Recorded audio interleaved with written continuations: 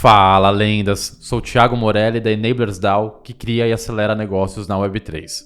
Você está escutando a primeira temporada do podcast Revolução Web3, produzido pela Startse e Enablers, e toda sexta-feira tem um episódio novo. O tema de hoje é poder da comunidade, e antes de eu anunciar nossos convidados, curte, comenta, se está no YouTube, se inscreva e mande para um amigo, porque quem não fizer parte dessa revolução vai ficar para trás. Hoje as nossas lendas, os nossos enablers, estamos aqui com a Lara Nardi da Startse e o Rodrigo Cassioli. Só bora? Bora. Acima. Ó, quer se apresentar e pode começar, Rô. Pode ser. Faz seu solo. Meu nome é Rodrigo, eu tô aí produzindo conteúdo sobre NFTs e o Web3 já tem um pouquinho mais de um ano. E sou conhecido como jogador de NFT, o pessoal acho que deve me conhecer por esse nome. E estamos aí, tá indo uma comunidade também. Tem alguns desafios, algumas coisas que eu venho aprendendo na prática, acho que vai ser legal pra gente trocar uma ideia aqui sobre esse assunto. Boa. E eu sou a Lara, sou head de comunidade aqui na Startse, né? Já tô há um tempinho aí, a gente tá, né, aqui como tudo na Startse, a gente começa a prototipar, começa a fazer as coisas, botar a mão na massa, então tô à frente aí desse desafio aqui na Startse. E pronta aqui pra gente conversar e trocar muito aqui do que a gente tem aprendido aqui também nessa nova aventura e o que a Web3 tem tudo para fortalecer isso ainda mais. Perfeito. Uma game changer. É uma game changer, exatamente. Para quem não conhece, é o Game Changers, né? Nossa primeira comunidade aí aqui na Startse é a Lumina, então super, super bacana. E o Ti, né, é um super parceiro aí dos Game Changers. Só bora. Galera, primeira pergunta aqui, básica. Por que se fala tanto em comunidade, não só na Web3, principalmente na Web3, né? Por conta de todos os conceitos que a gente vem aprendendo aqui a cada episódio, de ownership, você descentralizar o poder de decisão, aquela coisa toda. Mas por que vem uma linha ali muito forte de cultura nas empresas e tal? E por que tem se falado tanto em comunidade em empresas, seja Web3, seja não? Como vocês veem esse cenário aí? Bom, primeiro, esqueci ali na introdução de agradecer o convite, nós pra caramba. Já tá em casa, já tá em casa. Agradecer o convite do Thiago, do pessoal aqui da Startse, junto com a Enablers, muito legal a iniciativa e agora sim a gente pode começar a responder as perguntas, né? Ficou faltando na introdução. Bom, como você falou, Thiagão, eu gosto de começar a falar sobre isso. A gente estava até falando um pouquinho antes aqui do podcast, que tudo começou com Bitcoin, né? Começou com Bitcoin, que na verdade é a blockchain, é essa grande tecnologia que hoje a gente está falando de descentralização, de mais liberdade por conta da blockchain. Eu gosto de trazer o exemplo da moeda fiduciária, não vou me estender muito, mas moeda fiduciária é o real, é o dólar, essas moedas que a gente usa que são moedas de curso forçado, a gente é obrigado a usar e aceitar esse tipo de moeda. Perfeito. Só que a gente não tem controle sobre esse tipo de moeda. A gente não tem uma impressora em casa que a gente pode ir lá e pode imprimir $1.000 ou R$1.000 nesse exato momento. Só o governo pode. Só o governo pode. Sim. E aí é o que a gente vê, né? A gente vê a inflação, a gente vê os preços aumentando, sim. Principalmente, existem outros fatores, é claro, como na guerra agora, a questão da guerra da Rússia contra a Ucrânia, enfim. Mas principalmente é a desvalorização da nossa moeda através da impressão. É uma simples lei de oferta e demanda. Você tem mais abundância daquele produto na economia, você tem uma desvalorização desse produto. Ele acaba valendo menos porque você tem menos escassez. E o Bitcoin surgiu justamente como uma possibilidade de se ter uma reserva de valor num ambiente digital. Uma moeda que a quantidade é limitada em 21 milhões e é descentralizado, então não existe um intermediário no meio para você poder fazer transação de uma ponta a outra. Sim. E isso trouxe liberdade para as pessoas, uma possibilidade de se libertar um pouco dessas moedas de curso forçado que a gente tem hoje em dia. Porque não tem uma entidade central que fala, vou emitir mais Bitcoin aqui e vira algo inflacionário, né? Porque é um algoritmo que delimitou que o limite são 21 milhões de Bitcoins, acabou, né? Está protocolado matematicamente lá que são 21 milhões de Bitcoins, ninguém muda isso. Exato. E aí você tem a escassez. Né? Se a demanda aumenta com o passar do tempo, logicamente o preço do ativo também vai aumentar, porque a quantidade ela já está a um lado da equação, já foi resolvido. E aí que a gente começa com todo esse papo de descentralização, de levar o poder de volta aos indivíduos. E a gente evoluiu bastante nesse sentido nos últimos 11, 12 anos, desde o surgimento do Bitcoin. E agora a gente vê isso também cada vez mais forte, né, nos discursos das empresas, no valor da comunidade. Que a gente devolve o valor para as pessoas, numa comunidade, e agora a gente tem a centralização das decisões partindo da comunidade. Eu gosto muito de falar de Web 2, a gente geralmente faz um estudo de mercado, de interesses, do que aquele público precisa, quais dores que a gente tem, e não existe nada de errado nisso, funciona muito bem. E a gente vai lá e lança um produto. Só que agora, a comunidade ela é o fator primordial de agora em diante na cocriação desses produtos. Então, eles não vão só ser uma simples pesquisa que a empresa vai ler e tomar uma decisão, mas eles vão ter voz ativa para também dizer o que eles querem, o que eles precisam e até participar na criação de produtos. E é por isso que a gente vê tanto valor na comunidade, porque a comunidade é o que vai manter a empresa competitiva e lançando produtos que cada vez mais interessam aquelas pessoas e que vai dar também propriedade a essas pessoas. Porque agora com os NFTs e com outros tipos de tecnologia você consegue dar propriedade de ativos àquelas pessoas. Então uma participação de forma mais forte, mais ativa nos negócios da empresa. Eu acredito que é por isso assim que a descentralização vem tão forte nesse discurso de comunidade. Perfeito. Então, tentando sintetizar na sua visão, você ter uma comunidade é uma forma de você ir muito além do Customer Centric, né? Você, ou melhor, você está no Customer Centric no cerne, né? Porque ele não... A sua interação com ele não é reativa, né? Mas é proativa porque ele passa a ser um co-criador, passa a ser o cara que opina, por aí vai, né? E uma coisa legal, né, que a gente fala muito aqui na Startse é a história do, né, a gente sempre fala o cliente no centro da decisão, né? Quando você começa a falar de comunidade, não é o cliente no centro, é ele no começo da jornada também. Então mesmo antes de eu saber que eu preciso criar um produto, o cliente já tá me falando o que eu preciso fazer. Então não é só eu chegar, que nem você falou na Web2, chegar lá e validar uma ideia. É eu já pedir, já desde o início, a opinião do cliente, desde o começo. E não só pedir, estar junto ali com ele, causando aquela discussão, né? Causando aquela provocação lá com ele. E uma coisa muito, muito bacana que você falou, Rô, que é a história de cada vez mais as empresas, né, olhando a comunidade como realmente co-criadores de produtos junto, né, ali dentro da estratégia. A gente normalmente tende a achar que comunidade, né, do ponto de vista das empresas, deveria ser uma atribuição do marketing. E não necessariamente, né? Comunidade, ela tem que ser uma atribuição de estratégia de negócio da empresa. Maravilhoso. A partir do momento que eu entendo que a comunidade não só vai me ajudar a criar novos produtos, a entender como que eu me comunico melhor com o meu cliente, a entender o que a gente tem que considerar numa sei lá, uma pivotada lá de um novo negócio do meu produto, da minha empresa. Isso não é só marketing, isso vai muito além do que apenas marketing. Isso faz parte de toda a estratégia de construção de marca da empresa, né? E a gente vê nesses últimos anos, né, que os clientes não estão mais necessariamente se agregando em torno de marcas, em torno de produtos, mas em torno de valores, em torno de coisas que fazem sentido, de propósito das pessoas. Então, né, tem um case super icônico e até meio clichê no meio, quando você começa a estudar comunidades, que é o case da Harley Davidson, né? Então, a Harley, ela estava numa situação ali super ruim de negócio, até que ela entendeu que o que juntava as pessoas, o que poderia fazer sentido ali em termos de estratégia de negócio, seria juntar as pessoas em torno de uma ideia, de um valor, de um sentimento que todo mundo tinha junto ali, de liberdade, de autonomia, de, né, ser aquele freestyle. Então, você poder sair, pegar sua Harley e andar no fundo. É tanto que hoje, né, quando você fala, né, a gente até brinca, puta... As motos da Harley, elas são super barulhentas, mas o cliente da Harley entende que aquilo é um atributo que faz ele sentir tudo aquilo que ele quer sentir. Perfeito. Então, e eles são os maiores embaixadores. Se a gente tirar o ronco lá do motor da motocicleta, os caras vão chiar. Então, é uma comunidade, né? É uma marca que se reergueu ao longo do tempo em torno de uma comunidade muito leal de pessoas que estão ali dizendo o que eu quero da marca. Maravilhoso. Então, é o que a gente vê não só na Harley Davidson, mas em várias outras marcas, o quanto que essa cocriação e eles estando, né, não só no meio ali do processo, como validadores da ideia, mas eles dando os inputs iniciais, o que é super importante também, né? Maravilhoso. Esse exemplo da Harley é super legal, porque o que a Lara falou também me lembra a questão de cultura, né? A construção de uma cultura que vai muito além de um grupo de pessoas que se reúne. Mas a cultura a gente começa a observar quando você começa a ter simbologias, quando as pessoas começam, por exemplo, a Harley, eu não lembro exatamente o dado, mas parece que a Harley tem uma grande parte de faturamento ou participação de faturamento de tatuagens.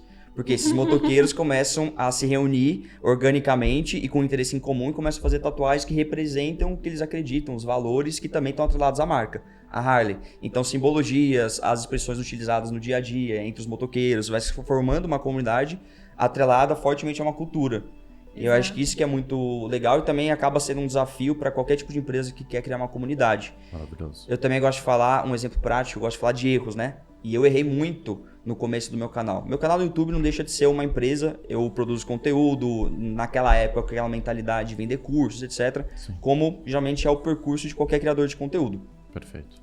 E no final do ano passado eu acabei crescendo bastante, com o hype dos jogos NFTs principalmente. Consegui ter um crescimento exponencial, ali em 4 meses eu já tinha alcançado 100 mil inscritos no YouTube. Caramba. Só que no começo desse ano em diante, todo esse hype começou a passar um pouquinho com a queda de cripto, a queda do mercado. E eu tive a principal falha, que foi não ter observado esse movimento e ter criado uma comunidade em cima daquilo. Eu cheguei a colocar 25 mil pessoas no canal do Discord, no servidor do Discord. Cacildo. Mas eu não dei a mínima atenção para esse servidor do Discord. Não dei a mínima atenção. Não tinha um community manager. Eu não ia lá e não puxava atividades. Não entendia o que eles queriam falar. Não criava um ambiente propício à troca de valores entre as pessoas ali dentro. Legal. Simplesmente era um servidor onde eu postava meus vídeos, as pessoas clicavam no link e entravam. Depois disso, Era só one way, né? era Não só... tinha- Exatamente. Era só um caminho. Não tinha essa troca de comunicação. E hoje eu tive uma queda bem forte no meu alcance nas mídias sociais, justamente porque eu não consegui criar uma base de comunidade. Se eu tivesse criado uma base de comunidade forte, obviamente teria tido uma queda no meu alcance, porque o mercado caiu como um todo. Sim. Mas eu com certeza teria um público que me acompanharia até hoje de forma mais ativa e me dando feedbacks de como modelar o meu conteúdo futuro, do que eu poderia fazer de agora em diante. E acabei perdendo uma grande parte por conta disso. Ficou um grande aprendizado. Agora, nos últimos meses, que eu me aprofundei pra mais trás. em comunidade, que eu me aprofundei mais em Web3. Sensacional. E é bom esses erros. Sim, total, porque, cara, é a questão, tipo assim, você, vamos pegar a sua comunidade como exemplo, né? Você já entregava valor para eles, renda extra, etc, né? Se tivesse moldado, como tá fazendo agora, moldando um propósito forte, independente do tempo de mercado ou não, o valor que você deseja entregar para eles, vão ter pessoas engajadas ali, né? Sim. Então, perfeito. Então, tentando sintetizar tudo que vocês trouxeram aqui, porque se fala tanto em comunidade em Web3, porque a gente está falando, cara, a gente está indo numa linha de você ser centrado em propósito. Quando você é centrado em propósito, terão pessoas ali evangelizadoras da sua iniciativa, né, que vão co-criar, vão dar feedbacks, vão criticar, vão te dar os insumos necessários para você ir para frente, para o todo ir para frente, né? É uma forma de você devolver valor para essa galera, porque eles estão muito perto, então você consegue... de alguma maneira ali ser bem assertivo, né, nessa devolução da proposta de valor em si, descentralização de decisão e tal. Eu gostei muito que você falou de inputs iniciais, Lara, porque, cara, tem uma linha, eu tô refletindo sobre isso ainda, assim, sabe? Mas tem um pessoal que faz o quê? Em primeiro, define muito bem um propósito, tá? Aí começa a criar uma comunidade em cima disso, a gente vê isso muito em Web3, tá? Então você define o propósito, ponto. Não tem solução, não tem porra nenhuma. Definiu o propósito e você começa a juntar pessoas que estão aderentes àquilo. Isso, sim. que acreditam naquilo. Aí você lança uma coleção de NFT ou tokens para as pessoas que realmente querem fazer parte daquela comunidade, né? E a partir daí, aquela comunidade em si que está em torno e crê naquele propósito começa a criar soluções, né? Obviamente, tudo na vida tem seus prós e contras. Muitos usaram isso para, mentir e depois sumir com dinheiro e tal. Só que tem comunidades, cara, que estão criando soluções quando em primeiro definiram um propósito antes de pensar em solução nenhuma. Isso é louco, né? Então, essa questão do input social é literalmente, né? Tipo, você define o seu roadmap ali com a comunidade, tendo só a base do propósito em si. E é uma forma de você tangibilizar a cultura, né? Você fugir da questão de cultura de parede. Então, pega o Game Changers, né? O fato de vocês se reunirem pessoas ali, seja que participaram de alguns programas, sejam pessoas que têm características específicas, unir esse pessoal, promover networking, muitas vezes pode promover negócios em conjunto também.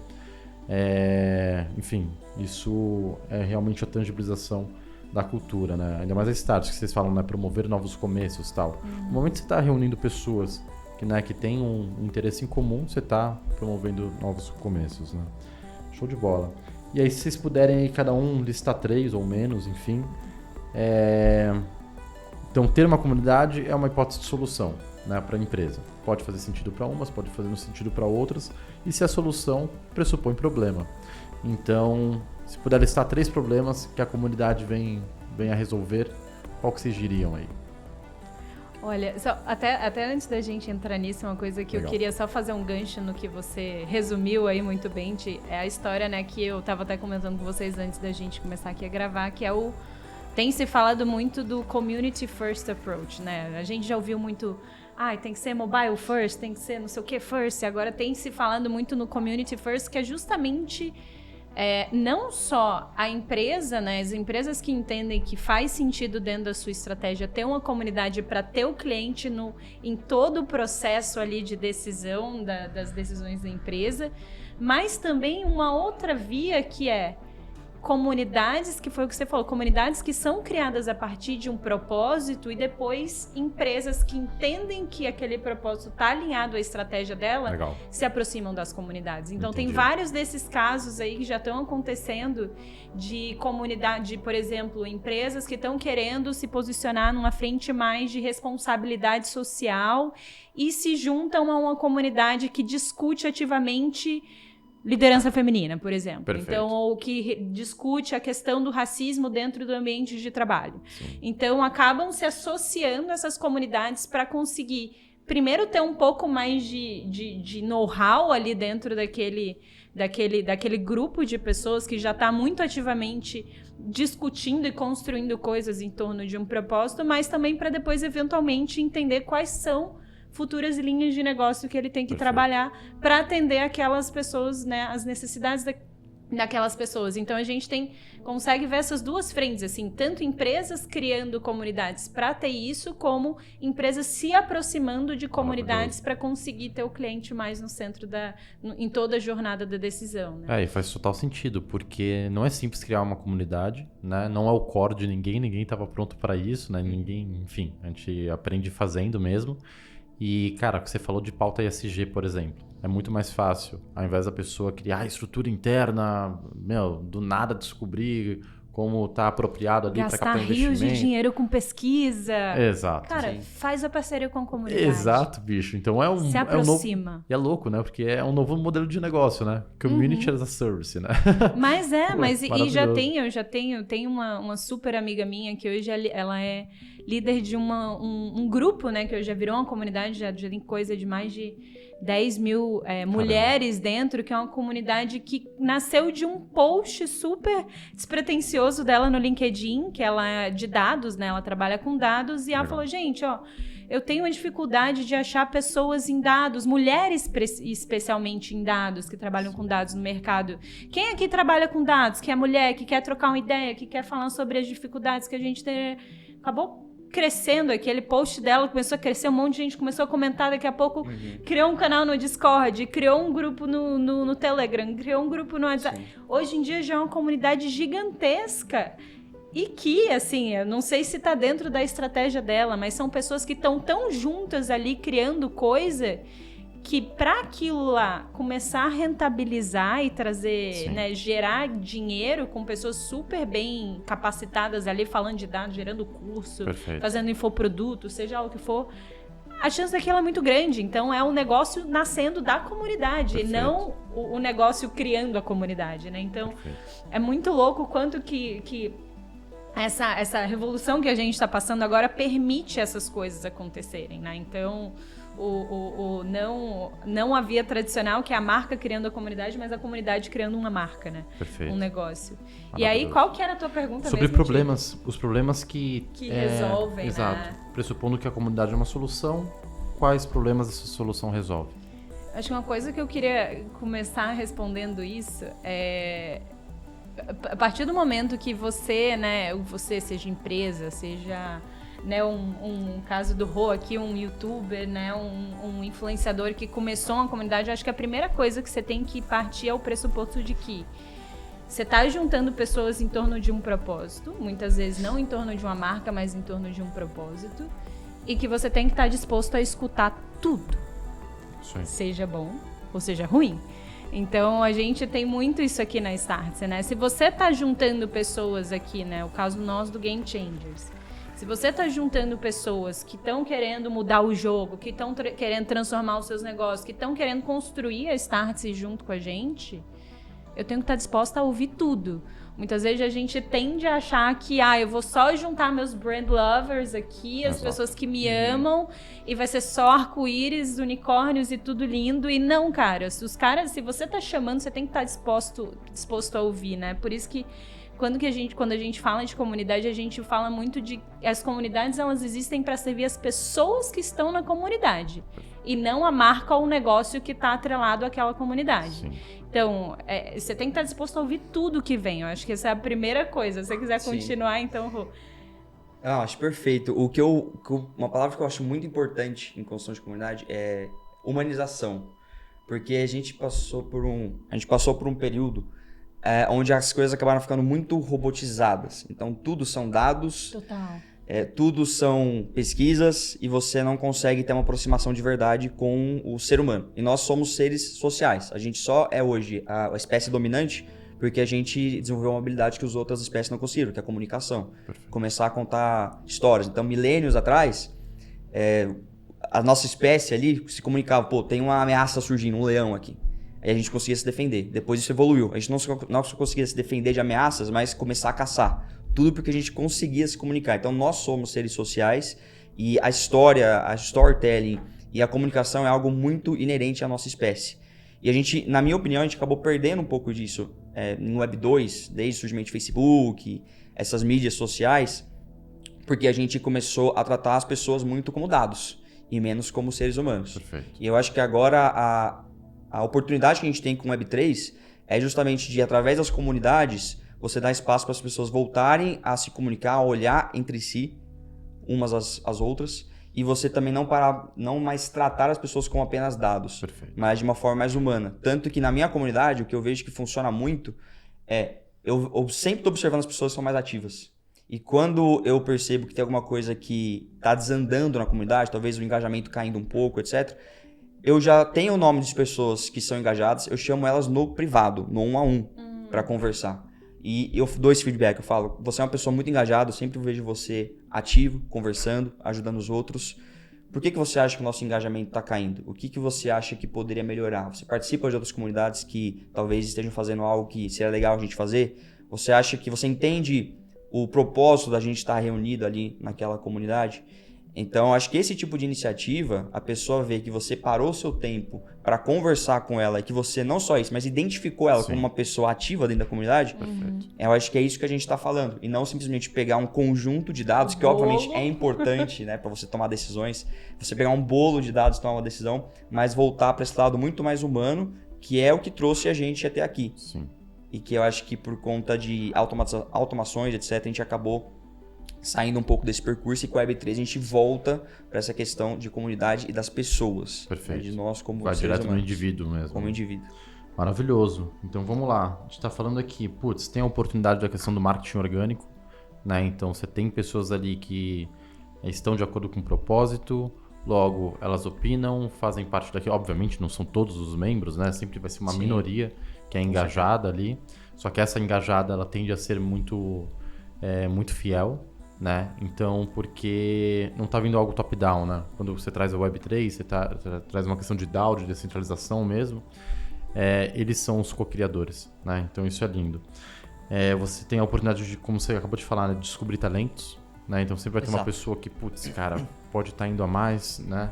E aí você pode falar, seria muito bom ter esse cara aqui no core team, por exemplo, né?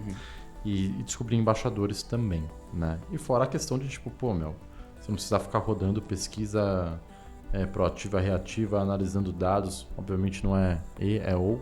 Não é ou, é E, né? E você ter o seu público ali no cerne da criação, né? Show de bola. Cara, a gente deu o exemplo... A Lara trouxe aqui o exemplo da Harley, né? Você trouxe o exemplo da sua comunidade. Tem outras comunidades que vocês gostariam de dar exemplos? Tem. E só para complementar uma coisa que o Rô falou, Ti, o pessoal vai falando, eu vou lembrando aqui. Mas uma coisa que o Rô falou muito no comecinho, quando ele estava apresentando a comunidade dele, e eu acho que tem um aprendizado valioso aí quando se fala de comunidade. Ele tava falando, eu tinha lá o meu grupo no Discord, 25 mil pessoas, só que eu acabei, né, deixando meio à deriva, eu só postava o vídeo lá. E aí tem uma coisa muito fundamental, um aprendizado muito fundamental de comunidade, que é, cara, a comunidade não é one way, né? Não é só uma via. A comunidade tá no próprio nome, é comunidade. Exato. Todo mundo tem uma participação ali. Não é só sugar, né? Exato. Então, até eu brinco, né, quando a gente lançou a comunidade do Game Changers aqui, a gente lançou ela com um propósito muito forte, uma ideia muito forte e um nível, assim, um senso de responsabilidade também muito forte para quem entrava ali dentro. Então, até quando eu vou fazer o pitch da comunidade no final dos programas aqui da gente, eu falo, gente, você não vai entrar nessa comunidade para ficar ouvindo palestrinha. Perfeito. Não é para isso. Se você quiser, se você é essa pessoa e só quer entrar para entrar palestrinha, para ouvir palestrinha, nem entra. Exato. Não faz sentido. Comunidade é troca. Todo mundo tem um papel fundamental ali. É claro que, evidentemente, eu vou ter os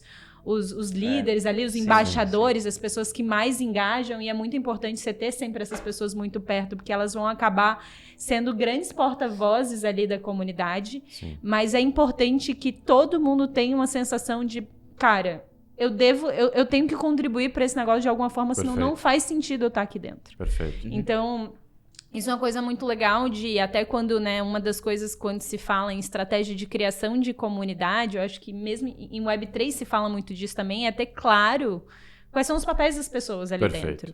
Então, eu votei até mesmo níveis, né? Tem várias comunidades que eu tenho os ambassadors, eu tenho os players, eu tenho os não sei o quê. Então, cada um tem um tipo de contribuição diferente ali dentro. E você se sente mais corresponsável e meio owner daquilo, né?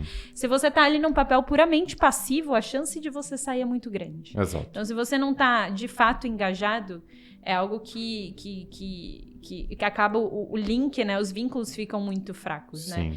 E pode comentar, vai lá. Só pegando esse gancho, e, cara, esse foi um aprendizado que o mercado teve nos últimos anos, porque era muito comum, no caso de Web3, você lança a sua comunidade através de uma coleção de NFT, né? Uma venda de tokens, e aí as pessoas compravam NFT, por exemplo, e falava, cadê meu benefício? Né? O cara ficava esperando e cobrando ainda. O cara, sei lá, pagou $500, $1.000 e quer benefício ad eternum, né? E, tipo, cara, não é bem assim, né?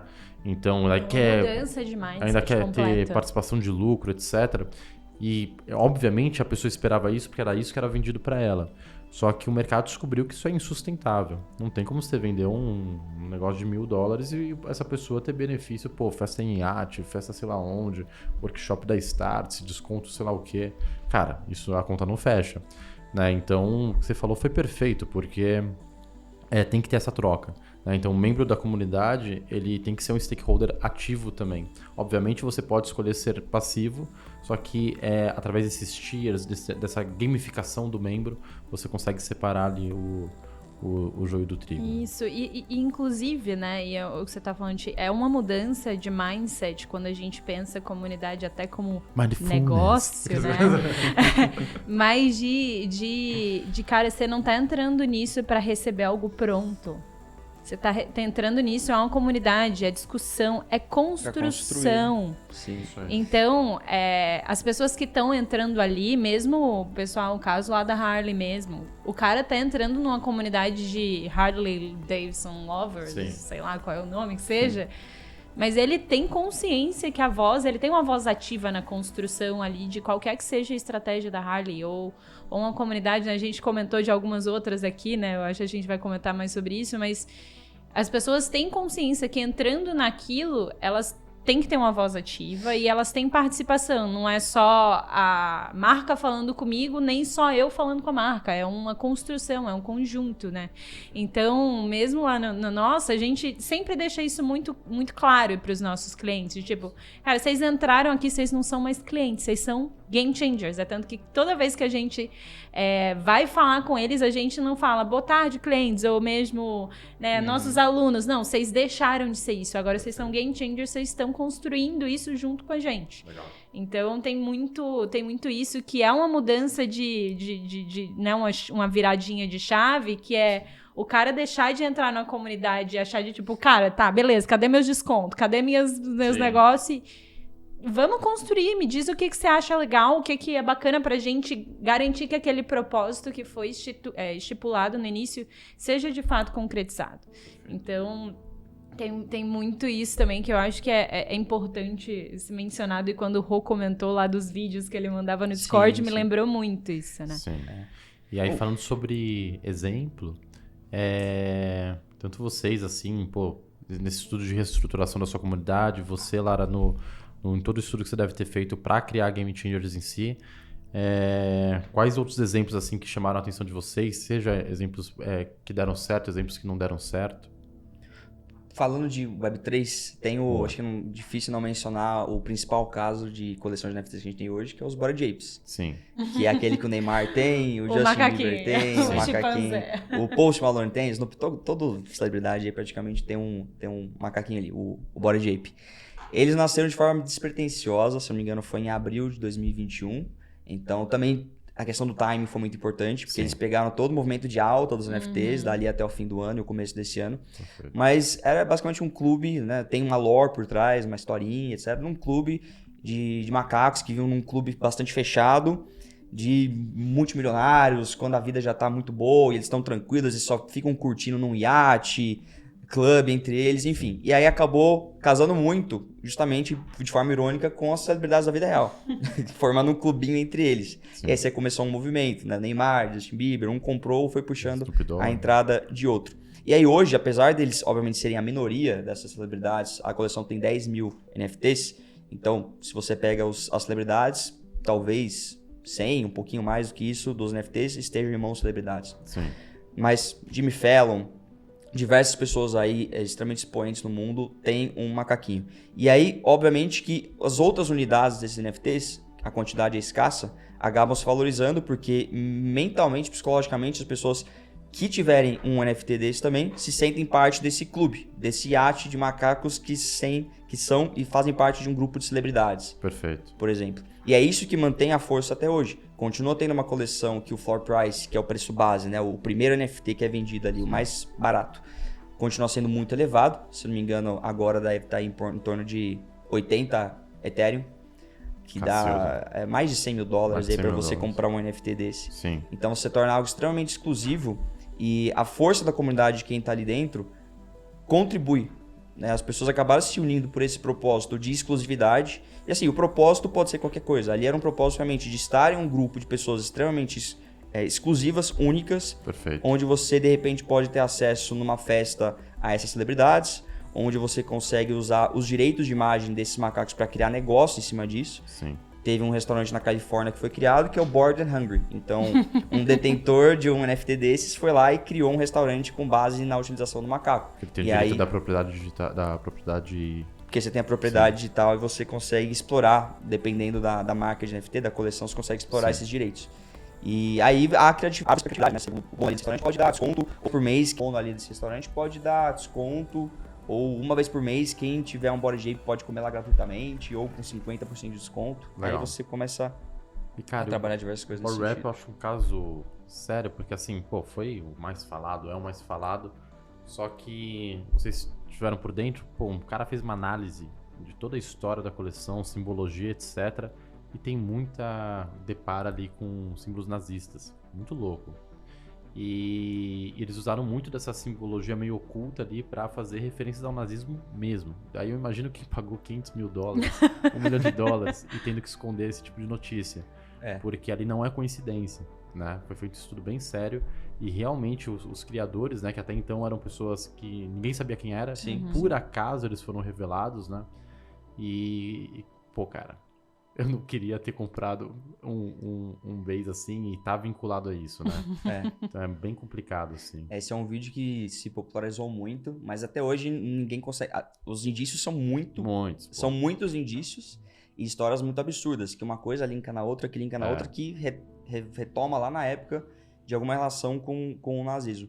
Mas aí, como que você consegue comprovar que eles criaram tudo com essa ideia? Aí fica nesse vai e não vai. Sim.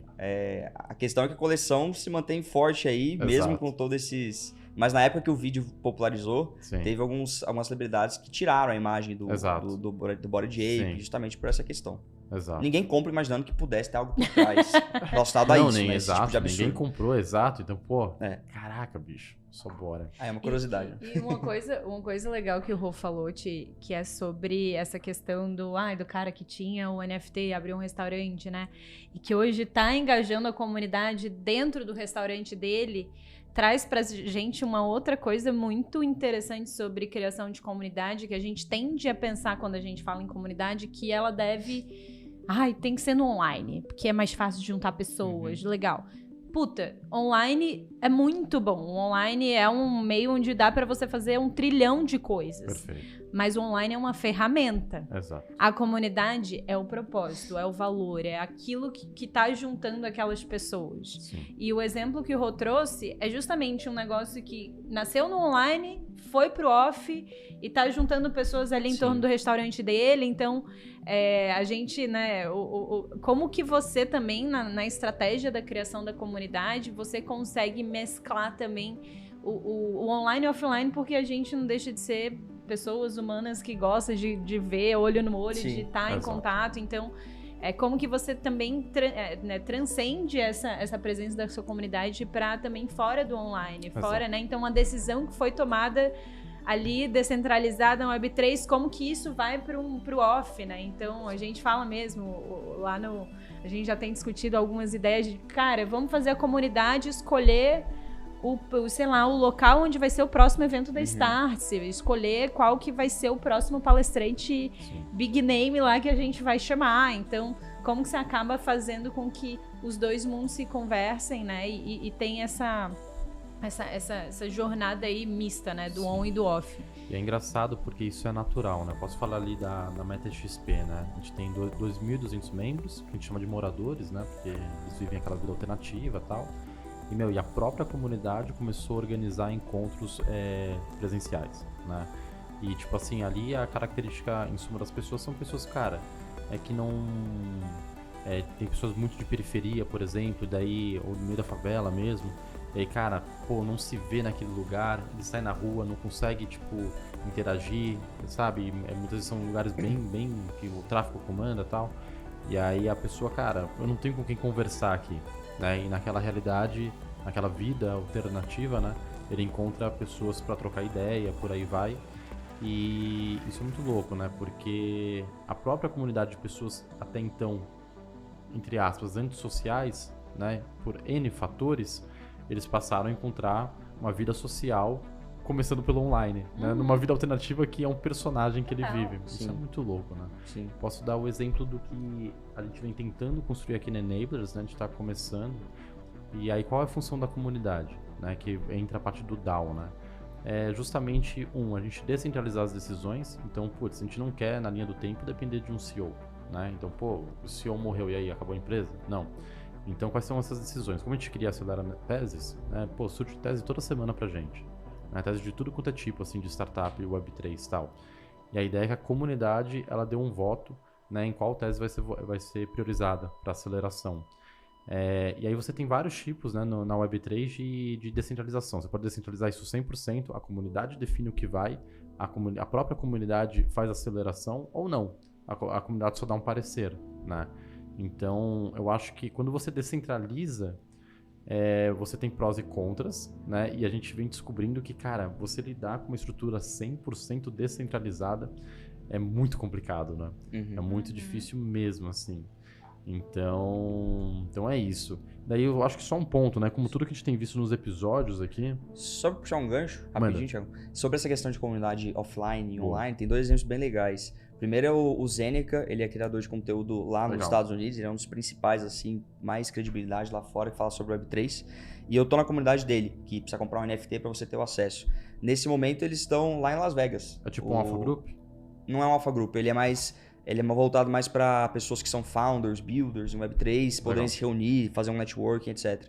Nesse momento eles estão em Las Vegas, então no Discord dele você tem algumas salas, pessoal de Las Vegas ou pessoal da Ásia, diferentes cidades, Xangai, as principais cidades da Ásia, Europa, Américas, e as pessoas conversam entre si dentro daquele grupo e elas mesmas se reúnem e combinam de fazer algum tipo de evento.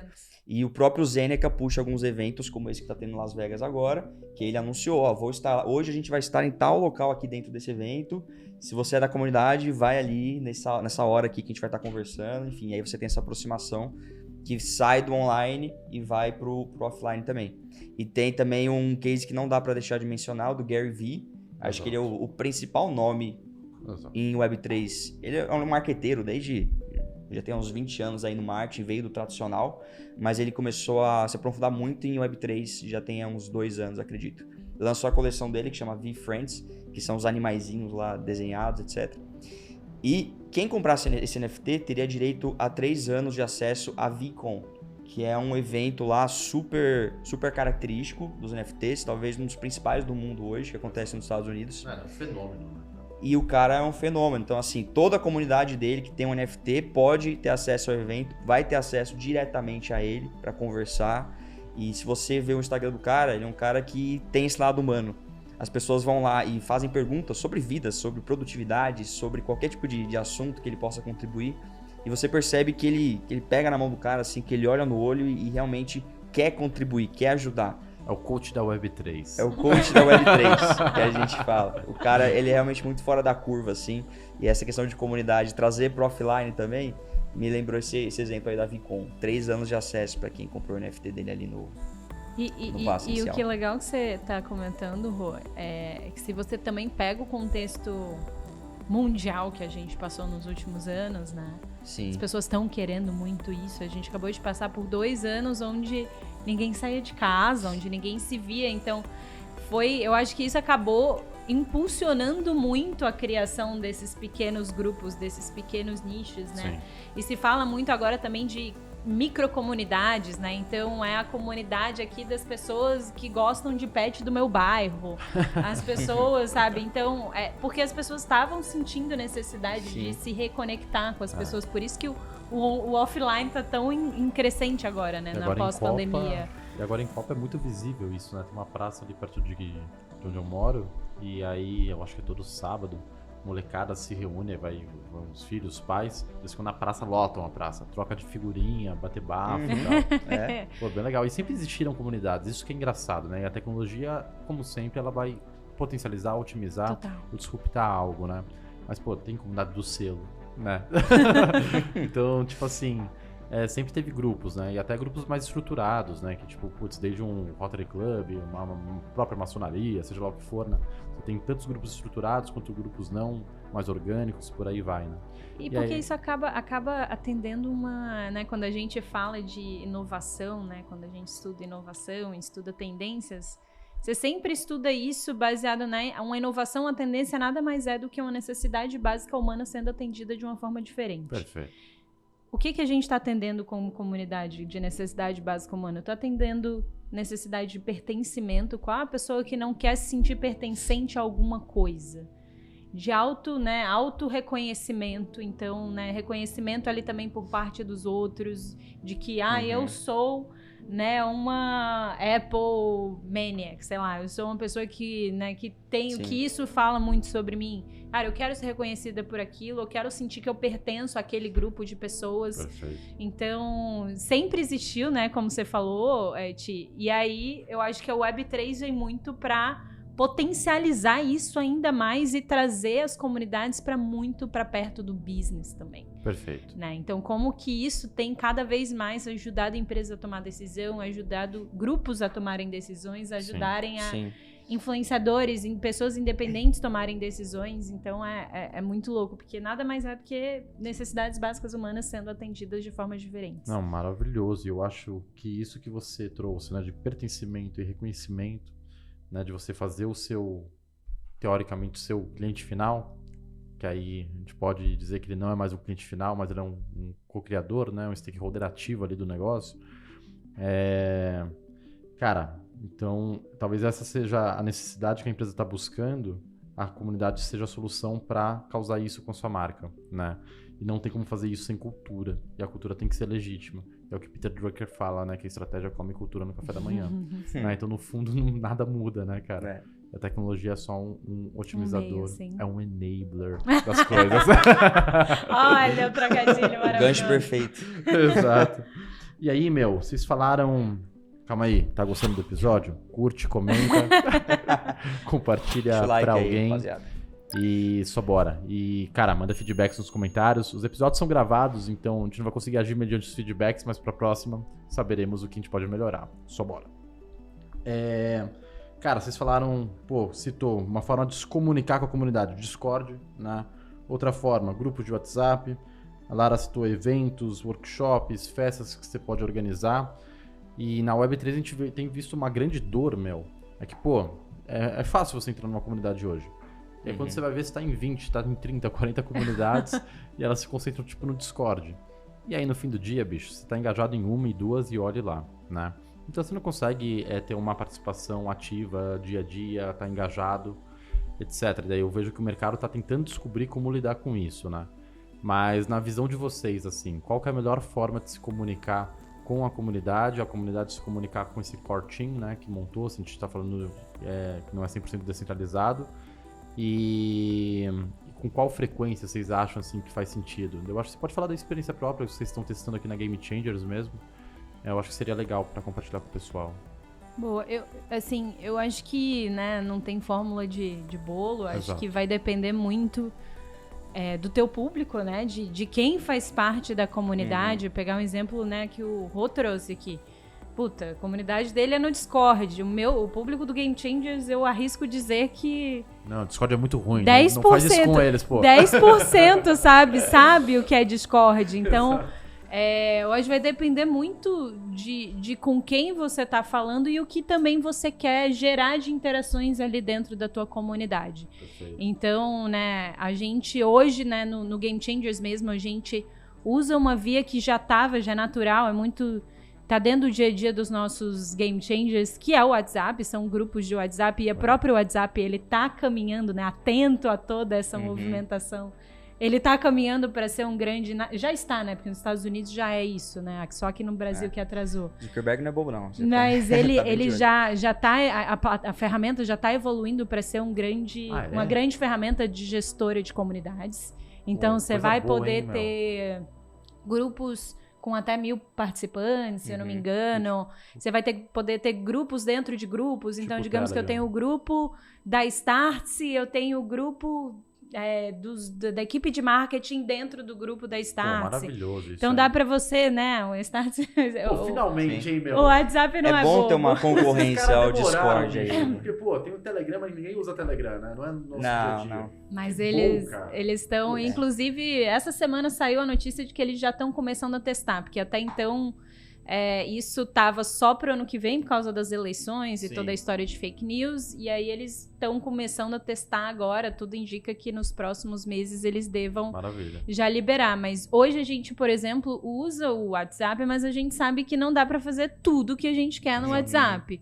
Então a gente já está, né, trazendo uma outra experiência para dentro do nosso aplicativo mesmo, então toda a experiência de fóruns, né, de troca, isso tudo. E eu acho que o que as pessoas têm que ter muita consciência é qual que é o propósito, novamente, sempre volta tudo, né, pro core. Qual que é o propósito da minha comunidade e o que eu quero fazer, o que eu quero que as pessoas tenham de interação, saiam daqui, né, muito, muito azeitado. Então, no nosso caso lá do Game Changers, eu tinha muita consciência, né, a gente tinha muita consciência que uma das frentes super estratégicas era a geração de negócio. Então, como que eu consigo garantir que a geração de negócio aconteça? Via um canal de WhatsApp ia ser provavelmente muito difícil. Perfeito. Então, cara, precisamos ter encontros presenciais, mas às vezes para a comunidade do Rô do Discord não faz sentido, porque é uma conversa que, se for no online, acaba sendo muito mais interessante do que no offline. Fora a barreira regional também. Depende muito do seu público e depende muito do que você quer garantir de interação, né? Um dos exemplos, né, quando você tinha perguntado de exemplo, Ti, era a história, né? Eu ia trazer o do Lego mesmo. Então, a Lego, ele tem um grupo, né, de Lego lovers lá, né? Que eles têm, se eu não me engano, o site é ideas.lego, alguma coisa assim. Onde as pessoas dessa comunidade podem ir lá e não só sugerirem novos brinquedos de Lego. Então, eu quero agora o Lego do castelo do Game of Thrones. Então...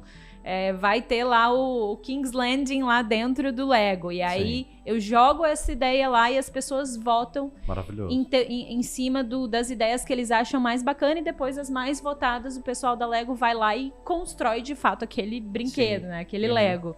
Então, e eles usam uma plataforma, um site lá onde as pessoas entram, logam e conseguem subir as coisas. Então... Para eles funcionou muito bem uma plataforma. Para mim, por exemplo, não sei se é a melhor solução. Então, eu acho que vai depender muito da natureza da tua comunidade, né? Uhum. Perfeito. Concordo 100%, principalmente o que a Lara falou em relação a que a comunidade ela tá em mudança constante, né?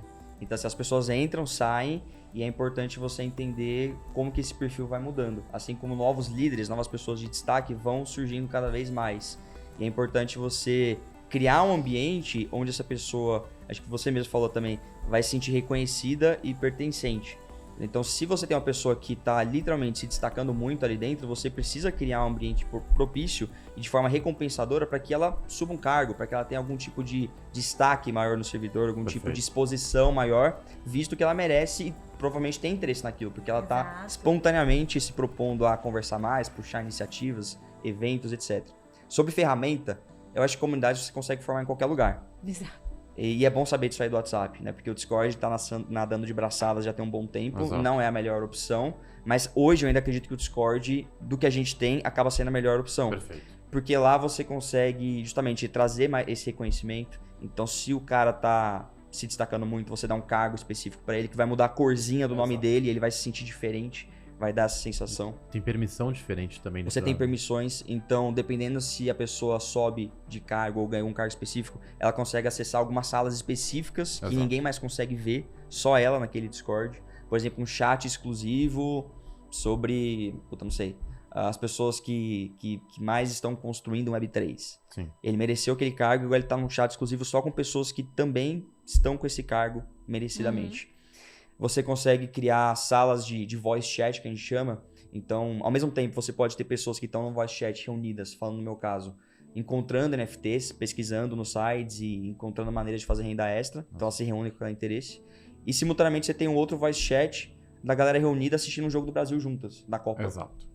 Então, assim, você consegue criar salas para atender todos os interesses, para poder se comunicar com o propósito que você está querendo levar, e você consegue trazer da melhor maneira, eu também acredito, o reconhecimento e essa forma de pertencimento às pessoas. Mas não é nem de perto também o ideal do que a gente gostaria de ter, o Discord. Tem muitos problemas, tem bot. Então você entra numa comunidade que às vezes tem 50 mil pessoas, mas tem 200 ativas ali dentro. Exato. E muitas pessoas são enganadas por isso, né? A gente olham só o número, mas não olham o engajamento, não olham o que realmente está ali dentro. Sim. Tem vários problemas, mas acho que hoje, assim, o formato que o Discord se propõe a trazer, eu acho que é o ideal. Que você consegue levantar todos esses pontos que eu mencionei aqui. Sim. Mas não é hoje, na execução, né? No produto final que a gente tem hoje, não é o melhor que a gente gostaria de ter. Sim. E você questionou de frequência também, né, tio? Eu acho que a mesma lógica do formato vale pra frequência também. É muito de você sentir o que faz sentido pra tua comunidade ali. Então, cara, será que eu tenho que todo dia tá provocando coisas? Porque o papel do community manager aí também é muito importante, né? De ter alguém que tá constantemente ali, não só monitorando, mas também criando discussões, né, trazendo provocações e ele também empoderar outras pessoas na comunidade para fazer isso, mas não sei se é diário, se é semanal, se é de 2 dias, se é mensal, então vai depender muito da natureza de cada uma das comunidades, né, pra você entender o quanto que faz sentido. Perfeito, e aquela coisa, né, a plataforma vai ser onde o seu público está, né? No caso do Game Changers, faz mais sentido estar no WhatsApp, porque as pessoas usam isso diariamente. Sim. Quando a gente faz projeto lá pra fora, faz mais sentido estar no Telegram, porque a galera que lá de fora tá no Telegram. Quando tá falando pra gamers ou pra uma galera que já tá nesse Web3 ali, etc., faz sentido o Discord. Então, o importante é que as plataformas vão evoluindo, porque se for ver, é muito louco, né? Eu também prefiro muito mais WhatsApp, porque, cara, faz parte do meu dia a dia, né? Eu vejo todo dia ali, filtro foi novo, né? Eles demoraram também, mas só bora. Eu filtro ali e vejo, cara, aqui eu tô devendo resposta aqui e tal. Quando você vai ver o Telegram, cara, é muito mais organizado. Só que não faz parte do meu dia a dia. Exato. É louco isso, né? E é muito louco que quando você para pra pensar isso, a entrada na tua comunidade, dentro daquele público, não pode ser uma barreira, não pode virar uma barreira. Sim. Porque a partir do momento, digamos, vou lançar a comunidade aqui do Game Changers, aí todo mundo pro Telegram.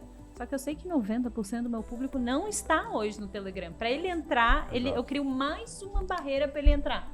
Cara, já nasceu fadado ao fracasso. Perfeito, então, tenta, né? Entende o teu público e vê onde é que ele tá, porque é onde vai fazer mais sentido. Sim, e do que o Rô falou sobre você conseguir criar mecanismos, né? Pra identificar as pessoas que se destacam, etc. Vou fazer uma recomendação.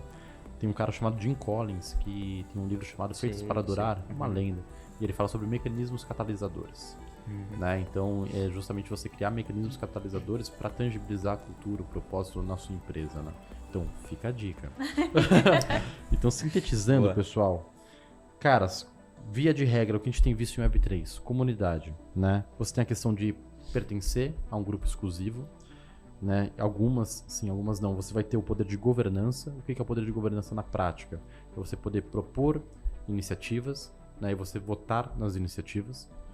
Tem comunidades que vão te prover experiências exclusivas, seja através de uma rede credenciada, né? Então, se eu faço parte daquela comunidade, eu tenho um desconto num evento, eu tenho um passe livre no evento, tenho um desconto no item específico, né? Coisas assim do tipo. Festa no iate, aquela coisa. Exatamente.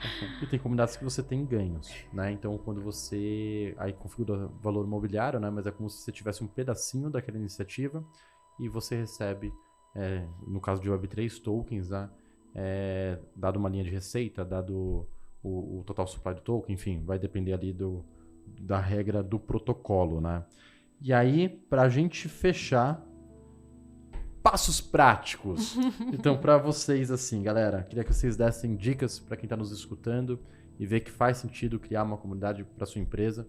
E é importante, né, por todos os pontos que a gente levantou aqui, pertencimento, reconhecimento, você colocar muito mais do que o consumidor no centro, ele ser o centro de fato, né, você ser centrado a propósito, isso te provoca a construir um bom modelo de negócio, ter um propósito forte e como diz Jim Collins, né, você construir, ser feito para durar, né?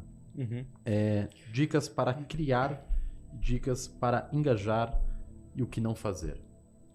Tá. Acho que antes de criar, acho que é a questão de se perguntar o why, por quê? Maravilhoso. As empresas, muitas estão Start entrando... with why, né? Muitas estão entrando nesse mercado, principalmente de NFTs, porque estão seguindo Pelo hype. Então, assim, outras empresas concorrentes estão fazendo, eu quero fazer o mesmo para sair na notícia de que eu sou inovador, etc. Então, assim, se você não tem propósito, não é para lançar uma coleção, não é para... Não gasta seu tempo, né? É gastar cartucho e perder a oportunidade de no futuro fazer algo realmente relevante para as pessoas e com propósito. Então, perguntar o porquê. Se realmente tiver um propósito, um porquê, eu acredito que o próximo passo é realmente entender onde está o seu público, como a Lara falou, acho que faz total sentido. O Discord, já está acostumado com o Discord? Vai ser uma barreira muito grande levar essas pessoas para o Discord? É no Telegram? É no WhatsApp?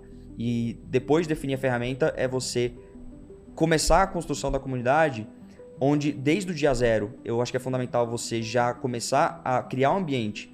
E isso tem que partir dos fundadores inicialmente. Não espere que as pessoas também vão se reunir ali e desde o dia zero já começar a criar ali. Então, acho que, inicialmente, o papel dos fundadores é muito importante, de um community manager, para puxar os eventos, para puxar as atividades que vão criando a ambientação necessária para que as pessoas, aos poucos, entendam por que estão ali e começam a se sentir confortáveis para...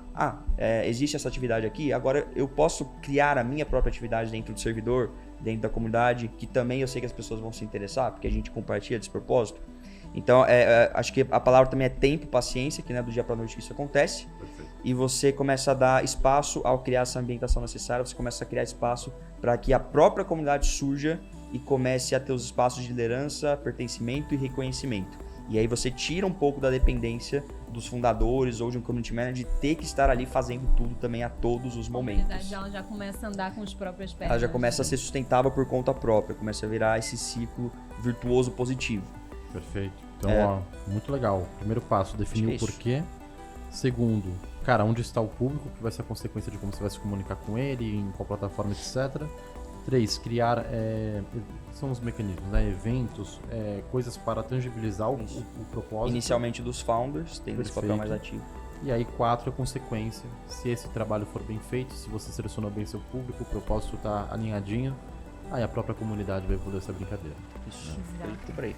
Não, eu tô 100% com o Rô aqui, eu acho que não acrescento nada mais, eu acho que tá super, super alinhado. Eu acho que ali só entre o porquê e as ferramentas, né, uma vez você entende o porquê, aquele negócio de você deixar o propósito muito cristalizado, Perfeito. isso já de partida é muito importante também, né? Eu quero fazer isso por causa disso, e às vezes eu tenho até um objetivo de negócio atrelado àquilo, mas uma coisa que eu gosto muito de, quando eu tô estruturando, né, eu tô agora caminhando para segunda e terceira comunidades que a gente vai ter aqui na Startse com outros públicos, e um slide-chave para mim, que é o que pauta todos os outros, né, as outras definições, o que vai fazer as pessoas entrarem nesse negócio aqui. Perfeito. Né? Por que as pessoas entrariam nessa comunidade? É porque elas querem sentir pertencentes a um grupo de pessoas a XPTO, porque elas querem fazer conexão com esse tipo de pessoa. Então, tenha clareza disso, e eu gosto, né? Meu background é em pesquisa, em insights, eu gosto sempre de validar esse porquê com uma pessoa que seria o público-alvo da minha comunidade. Então, cara, faz sentido isso aqui? Você se enxerga nisso aqui? Você entraria nessa comunidade? E aí depois você começa a partir para todos os outros desenvolvimentos. Porque isso tem que muito cristalizar. Perfeito. E aí entrei. Gostei, hypezão, pão de queijo. Você me comprou com a ideia. Tomei cafezinho no evento, comi pão de queijo, doce de leite, gostei da galera, tomei umas com o pessoal. E aí? E para engajar o pessoal? Eu acho que a parte de engajamento, ele entra muito de mão dada a esse porquê e esse propósito que você se propôs a atingir com aquela comunidade. Tá bom. Então, no Game Changers, a gente tem um exemplo lá do pessoas que estão querendo mudar o jogo, pessoas que estão querendo criar conexões, pessoas que estão querendo gerar novos negócios. Sim. Se a partir do momento que ela foi vendida por essa ideia, eu entrei na comunidade sendo vendida por essa ideia, e eu entrei lá e isso não acontece, eu vou sair. Perfeito. Porque, cara, entrei aqui para gerar novos negócios, para fazer conexões bacanas, interessantes pro meu networking e para mudar o jogo, para sentir que eu tô transformando de fato alguma coisa. Eu chego lá e eu só, recebo report. Sim. Não faz sentido. Sim. Então, a pessoa tem que sentir que ela tá entrando lá e o propósito pelo qual ela se simpatizou ali no começo tá sendo concluído, tá sendo preenchido ao longo do processo. Então, a mesma coisa da história da comunidade do Rô. Puta, a gente tá entrando pra discutir novos caminhos de Web3, de NFT. Se o cara entrar lá e a galera tá só batendo papinho furado, sim, não faz sentido. Yeah. Então, tem que cristalizar o propósito inicial. Tem que, e todas os ritos, os rituais, as coisas que você vai entregar na comunidade tem que estar muito, muito, muito atrelado a esse propósito inicial que você se propôs a atender. Sim, então, e uma dica... É isso, né? Não, sensacional. Eu acho que dá para uma dica também, como a gente tangibiliza uma proposta de valor, né? Tem um frame que se chama Value Proposition Design, né? E ali você lista as necessidades da pessoa, os desejos que ela tem, né? Os ganhos esperados que ela tem quando ela entra em algo ou consome uma solução e as dores que ela sente. E aí, se você conseguir fazer um match, né, da sua comunidade, das soluções que ela vai acabar derivando, etc., com as necessidades e os desejos e resolver problema, tende a engajar. No fim do dia, o fundamento não muda, né, cara? A gente faz qualquer coisa e a comunidade sendo como solução é para atender a necessidade, ajudar a pessoa a alcançar desejos e resolver problema, né? Então, seja com Web3, sem Web3, por aí. Perfeito. Eu tenho um exemplo prático, não vou me estender muito, mas com a minha comunidade também, que há uns meses atrás eu senti que começou a ter uma perda de engajamento lá na minha comunidade. E aí eu fui conversar com as pessoas, também rodei uma pesquisa para ter o máximo de informação possível para entender. E a conclusão foi a seguinte: eu tava com a ideia de uma comunidade ser focada em renda extra, então o pessoal ter a parte dos NFTs, de flipar os NFTs que a gente chama, que é tipo um trade, etc. Sim. Mas também focar em carreira, empreendedorismo, então eu trazia muitos convidados para falar sobre isso, sobre oportunidades. Teve um desafio que a gente fez de 11 dias seguidos, acordando 5h30 da manhã, para falar sobre qualquer coisa menos NFTs. Que da Aí hora. falou produtividade, meditação, enfim. Só que, justamente, essas medidas que foram afastando um pouco as pessoas com o passar do tempo. Porque o resultado do feedback que eu recebi foi legal tudo isso, a gente também tem interesse, mas o nosso foco principal é conseguir uma renda extra.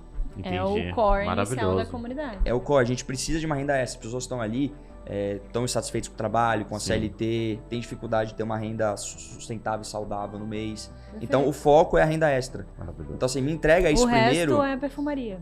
Me entrega isso primeiro e o que você conseguir entregar de complementar, de adicional a isso, também vai me agregar valor. Mas minha presença vai estar mais fortemente aqui dentro se você trouxer iniciativas voltadas para isso. Perfeito. E aí foi quando eu comecei a trazer, aí o que a Lara falou é muito importante, é fundamental que você criar ritual e dar tempo para que esses rituais entrem, né, se cristalizem na comunidade. Então toda semana, em tal dia, em tal horário, o pessoal vai se reunir para falar sobre os NFTs do momento, da semana, que estão para lançar, etc.